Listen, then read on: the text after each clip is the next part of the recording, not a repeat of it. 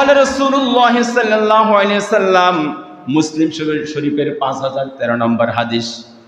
রাসূল বলেছেন, আন উম্মে সালমা, ইজা রাআইতুম হিলালুল জিলহিজ্জা, যখন তোমরা জিলহজের নতুন চাঁদটা দেখবে, ওয়া আরাদা আহাদুকুম আইয়াজহা, আর তোমরা যদি কুরবানি করার জন্য আশা করো, জিলহজের চাঁদ দেখেছ, কুরবানি করার জন্য নিয়ত করেছো, ফালইউমসিক আন শারিহি ওয়া আসফারিহি, সেই যেন কেটে নেয়, জিলহজের মাসের আগে আগেই সেই যেন কেটে নেয় তার শরীরের সকল পশম, যা যা কাটার অতিরিক্ত বর্ধিত সকল পশম, ও আসফারিহি, এবং শরীরের নখগুলো, সুবহানাল্লাহ, শরীরের নখগুলো এবং শরীরের অতিরিক্ত পশম সেই জন্য কেটে নেয়।